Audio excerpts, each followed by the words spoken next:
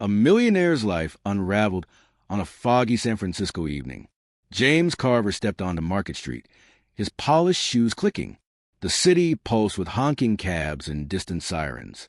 Neon signs flickered, casting eerie glows on wet pavement.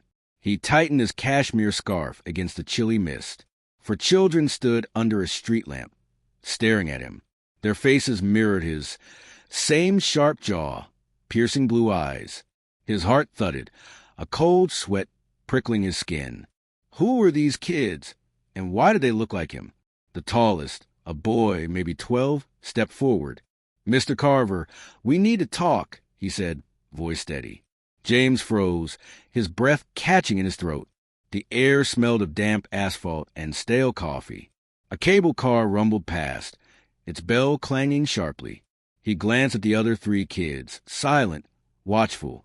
Their clothes were worn, shoes scuffed, faces pale. Something was wrong, deeply, unsettlingly wrong. James's mind raced, replaying his life's guarded secrets.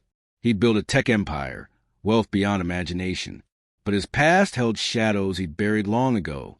The boys gazed and wavered, cold and knowing. "We know what you did," he whispered, almost inaudible. James's stomach churned, his palms clammy inside gloves. The fog thickened, swallowing the street's edges. Pedestrians hurried past, oblivious to the chilling moment. He forced a laugh, but it sounded hollow. "You've got the wrong guy," he said, stepping back. The youngest, a girl, tilted her head, smirking. Her smile was a mirror of his own. James's knees weakened, the ground unsteady beneath him. The city's hum faded, his pulse pounding louder. He'd never had kids, or so he thought. His ex-wife, Clara, had vanished 15 years ago. Their marriage ended in screams, betrayal, and lies. Could these kids be hers? No, impossible. Yet their faces screamed the truth he couldn't deny. The boy pulled a crumpled photo from his pocket. It showed James, younger, with Clara, smiling. His throat tightened, the air suddenly suffocating. "Where did you get that?" he demanded, voice shaking. The boy's eyes narrowed, glinting with accusation. "You left us," he said, words cutting like glass. James staggered back, the street lamp's light blinding him. The fog curled around them, heavy and oppressive. A street vendor's cart rattled nearby, selling burnt pretzels. The smell mixed with the city's briny tang. He clutched his briefcase, knuckles white, mind spinning. This wasn't possible. Clara had left, not him. She'd taken everything. His trust, his heart, his secrets. The second boy, quieter, stepped closer, staring. His eyes held pain, not anger, raw and deep.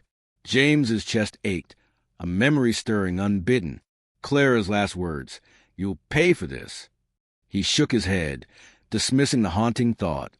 "I don't know you," he said, voice cracking. The girl laughed, a sharp, bitter sound. It echoed in the fog, chilling his bones. A dog barked somewhere, frantic and unseen. James's phone buzzed in his pocket, ignored. He needed to leave, to escape these ghosts. But their faces pinned him, relentless, unyielding. The tallest boy leaned in, breath visible in the cold. "You can't run forever," he said, voice low. James's skin crawled, the words sinking deep. What did they know? What had Clara done? His empire was clean, or so he believed. But Clara knew things he'd buried. A car screeched nearby, tires skidding on wet asphalt. The noise jolted him, heart racing faster. He glanced around, seeking an escape route. The kid stood firm, blocking his path. The youngest girl's fingers twitched, clutching something. A small knife glinted in her hand, barely visible. James's breath hitched, his vision narrowing. The fog muffled the city's usual clamor. He heard his own heartbeat, loud, erratic. "Why are you here?" he asked, voice hoarse. The tallest boy smiled, cold and calculated. "To take back what's ours," he said. James's mind flashed to his offshore accounts. Millions hidden, untouchable, or so he thought. Clara had known about them, hadn't she? The photo in the boy's hand trembled slightly. It was old, edges worn, colors faded. James's younger self looked happy, naive, foolish. Clara's smile in the photo hid something dark. He remembered her rage, her final threat. The second boy spoke, voice soft, almost pleading. "You owe us, James. You owe her." Her. Clara. The name burned in his mind. The street felt smaller, walls closing in. A seagull cried overhead, sharp and mournful. The air tasted salty, thick with fog. James's hand shook, his briefcase nearly slipping. He'd built walls around his past, impenetrable. Or so he'd thought until this moment. The girl with the knife stepped closer. Her eyes gleamed, reflecting the street lamp's glow. "You don't get to walk away," she said. James's legs felt leaden, rooted to the spot. The city's pulse faded. Only their voices remained. He needed answers, but fear choked him. The tallest boy folded the photo, pocketing it. "We'll find you again," they said, turning away. The others followed, vanishing into the fog. James stood alone, the street lamp flickering above. His breath came in short, ragged gasps. The city's sounds returned, louder, overwhelming. A taxi's horn blared, startling him back. He stumbled forward, legs unsteady, mind reeling. Who were those kids? What did they want? His past was unraveling, thread by thread. The fog clung to him, cold and heavy. He smelled the ocean, sharp and briny. His phone buzzed again, insistent, ignored. He needed to think, to piece this together. Clara's disappearance wasn't random, was it? Those kids, they weren't just strangers. Their faces were his, their anger hers. He hurried down Market Street, glancing back. The fog swallowed where they'd stood moments ago. His polished shoes slipped on wet cobblestones. A chill ran through him, deeper than the cold. Something was coming, something he couldn't outrun. His empire, his secrets, his lies, all exposed. He reached his penthouse, hands still trembling. The elevator hummed, a low, ominous drone. Inside, the city sparkled through floor-to-ceiling windows. But safety felt distant, an illusion shattered. He locked the door, heart still racing. The kids' faces haunted him, burned into memory. He poured a whiskey, glass clinking loudly. The amber liquid burned his throat, grounding him. His phone lit up, a text from an unknown number. "We're not done," it read, nothing more. His hand shook, whiskey spilling on marble. The city outside glittered, indifferent to his fear. Clara's voice echoed in his mind, accusing. He'd thought her gone, but she wasn't. Those kids were proof, living, breathing proof. What had she done after she left? The photo, their faces, the knife, all clues. He sank into a leather chair, mind racing. The room smelled of polish and wealth. But beneath it, something rotten lingered. His past wasn't buried. It was alive, and it was coming for him, relentless. The rain-slicked streets of Ashwood Heights glistened under flickering streetlights. A metallic tang hung in the air, sharp and unsettling. Edward Langley's polished loafers splashed through shallow puddles. His breath puffed in the chilly night, heart pounding erratically. For children, 4 faces, each one a mirror of his own. He'd seen them yesterday, huddled outside the old diner. Their eyes, his eyes, stared back, unblinking, haunting. Why were they here? Who were they? His mansion loomed ahead, all glass and sharp angles. The wind howled, rattling loose shutters like restless spirits. Edward fumbled his keys, the cold metal biting his fingers. Inside, the foyer smelled of polished wood and secrets. He locked the door, the click echoing too loudly. His pulse raced, thoughts spiraling into dark corners. Those kids weren't random. They couldn't be. He crossed a marble floor, footsteps sharp and hollow. The chandelier flickered, casting jagged shadows on the walls. A faint creak came from upstairs, soft but deliberate. Edward froze, his breath catching in his throat. Was someone here? Or was it the house settling? He grabbed a brass candlestick, heavy and cold. The weight felt reassuring, a weapon if needed. He climbed the stairs, each step groaning underfoot. The air grew thicker, laced with dust and tension. At the landing, he paused, listening intently. A whisper drifted from the study, barely audible. His skin prickled, hair standing on end. He gripped the candlestick tighter, knuckles whitening. The study door was ajar, a sliver of darkness inside. He pushed it open, hinges squealing in protest. The room smelled of old books and stale cigar smoke. Moonlight spilled through the window, pale and ghostly. A shadow moved, quick and fleeting, near the desk. "Who's there?" Edward's voice cracked, sharp with fear. No answer came, only the wind's mournful wail. He stepped forward, heart hammering against his ribs. The desk drawer was open, papers strewn across the floor. Someone had been here, rifling through his things. His eyes scanned the room, catching on a photograph. It was old, edges yellowed, faces faded. Himself, younger, smiling beside a woman. Her face was scratched out, unrecognizable now. His stomach churned, a sick dread rising. Who was she? Why couldn't he remember? He knelt, gathering the scattered papers frantically. Bank statements, old letters, a child's drawing. The drawing showed a family for stick-figure kids. Each had his eyes drawn in shaky crayon. His hands trembled, the paper crinkling loudly. This wasn't random. Someone was sending a message. He stood, the candlestick still clutched tightly. A floorboard creaked behind him, sharp and close.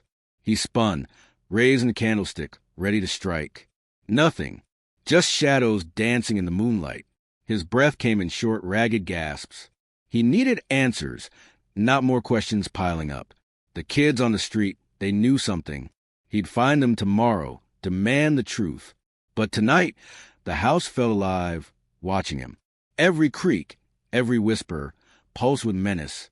He moved to the window, peering into the night. The street below was empty, rain still falling. A streetlight flickered, casting eerie, shifting shapes.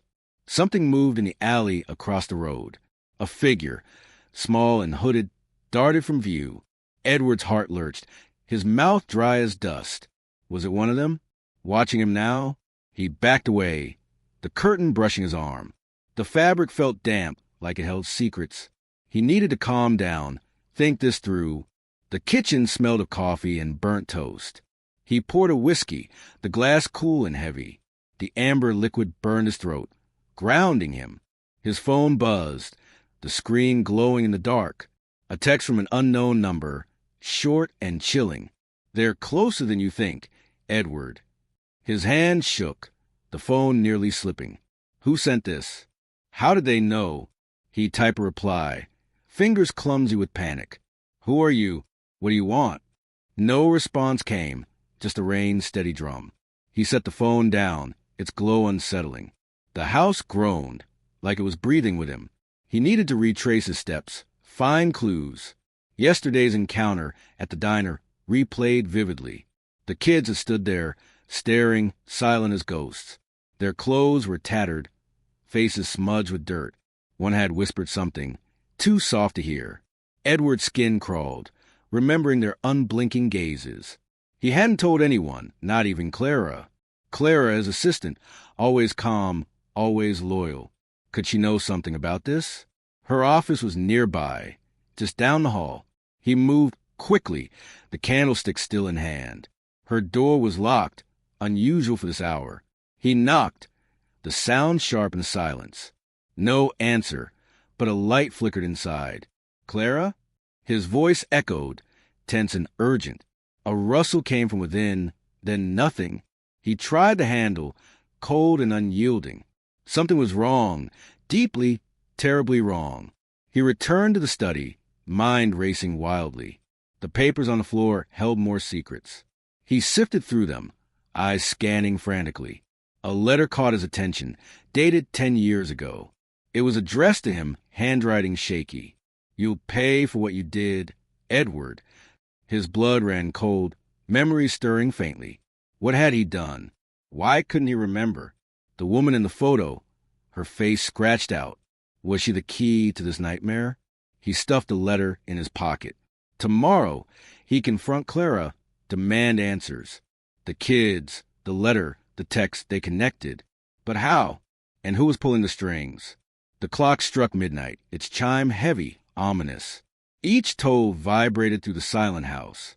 Edward's eyes burned, exhaustion creeping in. He couldn't sleep, not with this hanging over him. He moved to the couch, whiskey glass empty. The room felt smaller, walls closing in. Every sound was amplified, sharp and threatening. A car passed outside, headlights slicing the dark. He jumped, nerves frayed to breaking. The candlestick lay beside him, a cold comfort. He closed his eyes, but sleep wouldn't come. Images of the kids flashed behind his lids. Their faces, his faces, staring, accusing. What did they want? Why him? The letter burned in his pocket, heavy with truth. He pulled it out, rereading the words. You'll pay. The threat felt alive, breathing.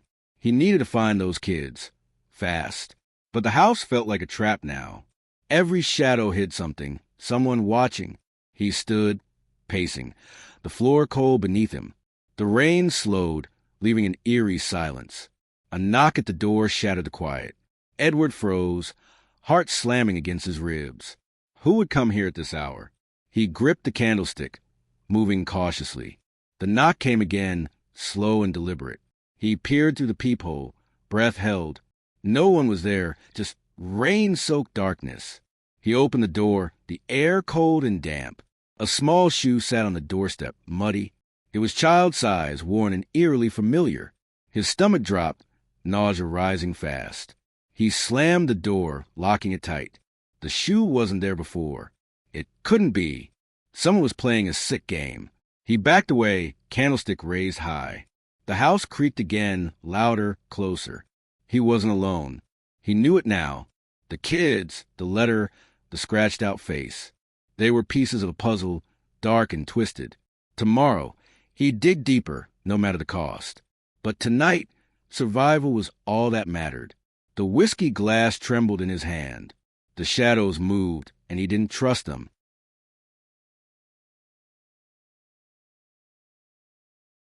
The morning sun pierced Ashwood Heights, harsh and unforgiving. Edward Langley's eyes burned. Sleep a distant memory. The child shoe sat on the counter, muddy, taunting. Its leather was cracked, laces frayed like nerves. The house smelled of dust and last night's whiskey. His phone buzzed again, screen glowing with menace. Another text, same unknown number, cold and cryptic. Look in the attic, you'll find her truth. Edward's heart stuttered, his throat tight with dread. The attic? He hadn't been there in years. The letter from last night, crinkled in his pocket. You'll pay, it had said, accusing, relentless. He grabbed the candlestick, its brass cold, familiar. The staircase creaked, each step a hollow warning. The air grew stale, thick with forgotten things. A pull cord dangled, leading to the attic door. He yanked it, the ladder descending with a groan. Dust swirled, stinging his eyes, choking his lungs. He climbed, the rungs rough under his palms. The attic smelled of mildew and old secrets. A single bulb flickered, casting jagged, dancing shadows. Cardboard boxes loomed, their edges soft with age. He moved forward, floorboards sagging under his weight. Something skittered in the corner, small and quick. His grip tightened, candlestick raised, pulse racing. A trunk sat in the corner, rusted, heavy. Its lock was broken, hinges screaming as he opened it. Inside, a stack of letters, photos, and a journal. The journal's cover was leather, worn, faintly warm. He opened it. Pages yellowed, ink faded but legible. Her handwriting. Her name was Elizabeth. He remembered now. Elizabeth Kane, the woman from the scratched-out photo. His breath caught, memories clawing their way back. They'd been close, too close, years ago. She'd vanished, or so he'd thought. Forgotten. The journal's words were sharp, angry, desperate. You took everything. Edward. My life, my children. Children. For children. His face, their faces. His knees buckled. The candlestick clattering to floor.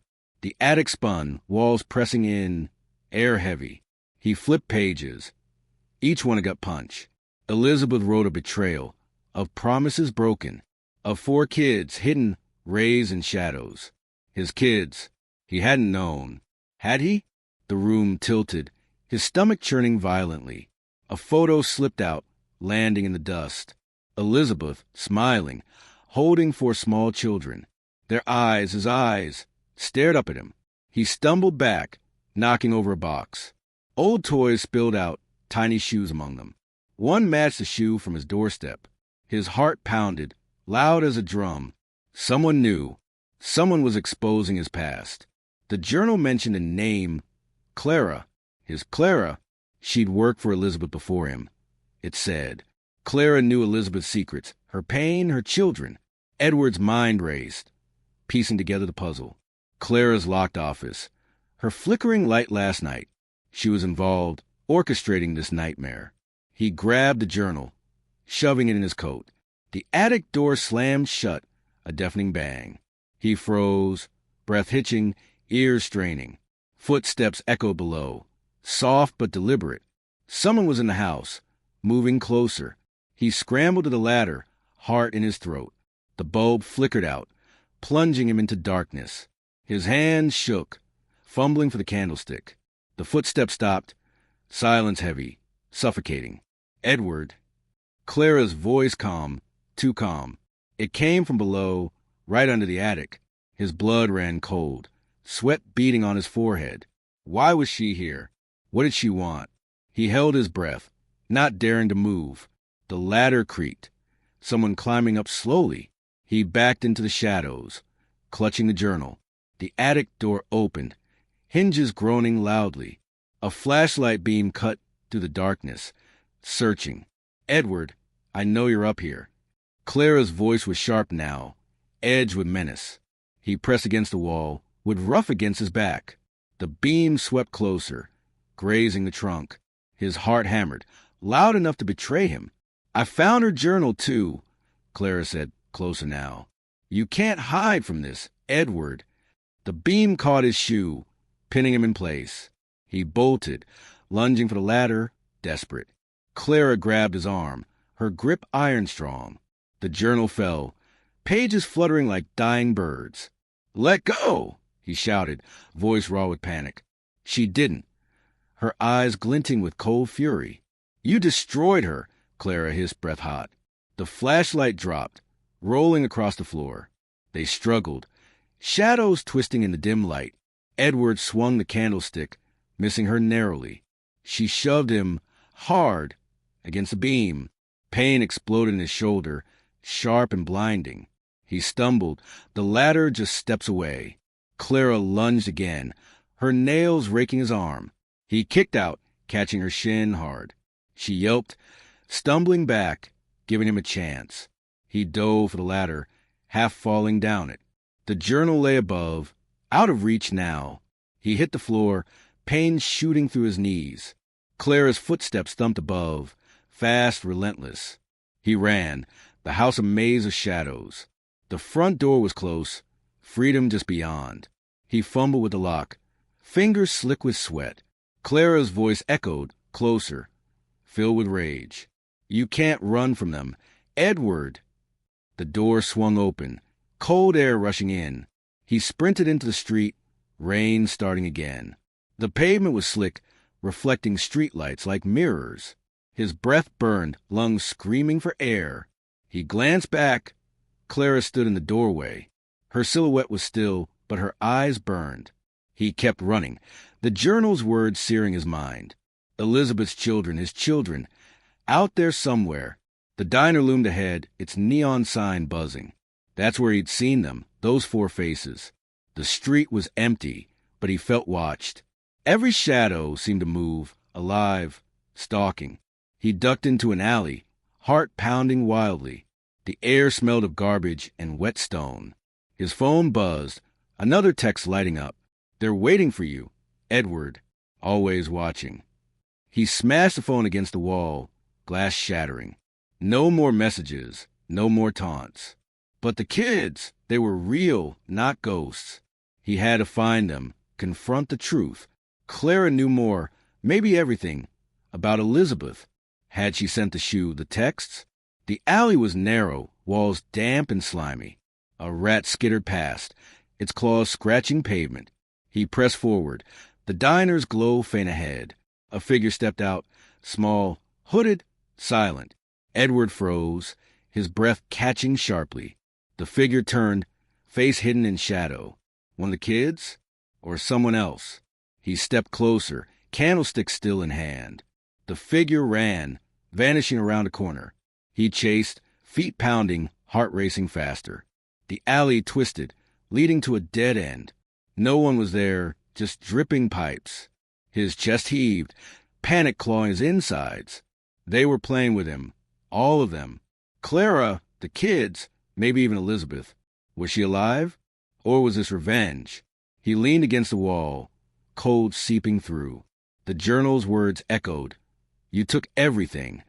What had he done? Why couldn't he remember? The rain fell harder, soaking his coat. He had to go back, get that journal. But Clara was there, waiting, dangerous. The kids were the key, he felt it. Their faces, his faces, held the answers. He turned back, the diner's light calling. Tomorrow, he'd find them, no matter what. Tonight, he'd survive, dodge Clara's wrath. The alley felt tighter, shadows closing in. Every sound was a threat, every movement danger. He gripped the candlestick, ready for anything. The truth was close, sharp, and terrifying. The diner's neon sign buzzed, casting a sickly glow. Edward Langley's breath steamed in the cold dawn. His coat was soaked, heavy with rain and guilt. The candlestick weighed down his pocket, a grim reminder. Ashwood Heights woke slowly, streets slick and silent. The alley stench clung to him, sour and rotting. He scanned the shadows, expecting Clara's sudden attack. Her words echoed. You destroyed her, Edward. Elizabeth's journal burned in his memory, accusing. For children, his children, hidden for years. The diner's door jangled, its bell sharp and jarring. Inside, the air smelled of grease and burnt coffee. Vinyl booths creaked, sticky under his trembling hands. He slid into a corner, eyes darting, watchful. The waitress poured coffee, her perfume sharp, floral. You look rough, Han, she said, voice gravelly. Edward nodded, his throat too tight to speak. The coffee scalded his tongue, bitter and grounding. He needed a plan, needed those kids. Their faces, his faces, haunted every waking moment. A newspaper lay crumpled on the counter, faded. He grabbed it, scanning for any clue. A headline caught his eye, old but chilling. Local woman missing, for children left behind. Elizabeth Kane's name screamed from the page. His heart lurched, the paper crinkling loudly. 10 years ago, she'd vanished without a trace. The article mentioned a wealthy man, unnamed. Edward's hand shook, coffee spilling on the table. Was he that man? Had he erased her? The diner spun, walls closing in tight. He pushed the paper away, breath ragged. A shadow fell across the table, sudden, cold. He looked up, heart slamming against his ribs. A boy stood there, maybe 10, eyes familiar. It was him, Edward's face, young and hollow. The boy's clothes were dirty, shoes mismatched. One shoe matched the one from his doorstep. Edward's mouth went dry, words stuck, useless. You know me, the boy said, voice flat. Edward froze, the candlestick heavy in his pocket. The boy sat, his gaze unblinking, piercing. I'm Daniel. My mom told me about you. Elizabeth's son, his son. The truth hit hard. The diner's unfaded, the world narrowing. Where are the others? Edward asked, voice hoarse. Daniel's eyes darkened, his lips a thin line. They're close. We've been watching you. Edward's skin crawled, the air too thick. The waitress passed, her tray clattering loudly. Daniel leaned closer, his breath warm, unsettling. Mom said you'd pay for what you did. The words mirrored the letter, sharp, cutting. Edward's mind raced, memory still foggy, fractured. What did I do? He whispered, desperate. Daniel smirked, a cruel twist of lips. You left us. You left her die. Edward's stomach dropped, nausea rising like a wave. Die. Elizabeth was dead. His mind reeled. The journal hadn't said that, had it? He gripped the table, its edge rough, splintered. I didn't know, he said, voice breaking. Daniel's eyes narrowed, cold as winter rain. You knew enough. You chose to forget. The diner door jangled again, footsteps approaching. 2 more kids appeared, faces like his own. A girl, maybe 12, and another boy younger. Their stares were heavy, filled with quiet rage. The girl's hair was matted, smelling of damp earth. "We're your past," she said, voice low. Edward's heart pounded, his chest tight, aching. The third boy clutched a photo, edges torn. It was Elizabeth, her face clear, not scratched. She was beautiful, sad, eyes full of pain. Edward's breath hitched, memories stirring, sharp. He'd loved her once, hadn't he? But something had gone wrong, terribly wrong. The kids sat, surrounding him, trapping him. The diner felt smaller, air hot, suffocating. "Where's the fourth?" Edward asked, voice shaking. Daniel's smirk faded, his eyes turning cold. "She's with Mom. Where you left them." Edward's blood froze, his hands clammy, trembling. Left them?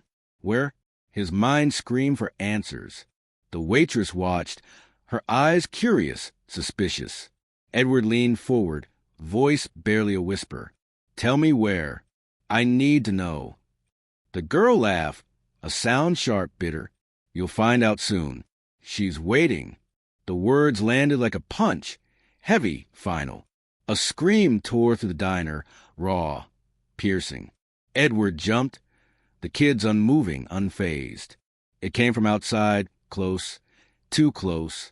He stood, chair scraping the linoleum floor. The kids watched, their faces eerily calm. He ran to the door, heart thundering wildly. The street was chaos, people shouting, pointing. A crowd gathered near the alley, frantic. Edward pushed through, the air thick with panic. A body lay there, crumpled, blood pooling. Clara, her throat was slashed, eyes wide, lifeless. Edward staggered back, bile rising in his throat. Her blood soaked the pavement dark, glistening. The crowd murmured, their voices a dull roar. He turned, the kids gone from the diner. His legs shook, the candlestick useless now. Clara's death changed everything, flipped it all. Was she the mastermind or another victim? The journal, the text, the shoe, all connected. But now, a new truth twisted the story. Elizabeth wasn't dead. She couldn't be. The kid said she was waiting, alive. Edward's mind spun, piecing together fragments. Had Elizabeth sent them, orchestrating this horror? The alley smelled of blood and wet asphalt. Police sirens wailed, growing louder, closer. He slipped away, heart pounding, mind racing. The kids knew where Elizabeth was. They had to. He needed that journal left in the attic. Clara's death meant someone else was watching. Someone bigger, pulling strings, setting traps. He ran toward his mansion, rain starting again. The streets were slick, reflecting red and blue lights. His shoes slapped puddles, cold water soaking through. The candlestick bounced in his pocket, heavy, accusing. He reached the mansion, its windows dark, looming. The door was ajar, a faint breeze whistling. He stepped inside, the air cold, musty. Footsteps echoed upstairs, soft but deliberate. His grip tightened, candlestick in hand again. The stairs creaked, each step a gamble. The attic door was open, light spilling out. He climbed, heart hammering, throat dry as dust. A figure stood there, holding the journal. Not Clara, not the kids. A woman. Her hair was dark, her face too familiar. Elizabeth, alive, her eyes locked on his. "You came," she said, voice low, venomous. Edward's world tilted, reality cracking apart. She wasn't dead. She'd been here, waiting. The journal dangled in her hand, open. "You forgot me," she said, stepping closer. Her perfume was faint, floral, hauntingly familiar. His knees weakened, memories flooding back now. A fight, a betrayal, a night he buried. "I didn't know," he stammered, voice weak. "You knew," she hissed, eyes burning with hate. The attic creaked, the air thick with dust. She held a knife, small, glinting, deadly. The kids were hers, his, a secret kept. But why Clara's death? Who killed her? Elizabeth's smile was cold, sharp as the blade. "You'll see them again," she said cryptic. The knife gleamed, her intent clear, terrifying. Edward backed away, candlestick raised, trembling. The truth was here, but so was danger. He needed answers, but first, survival.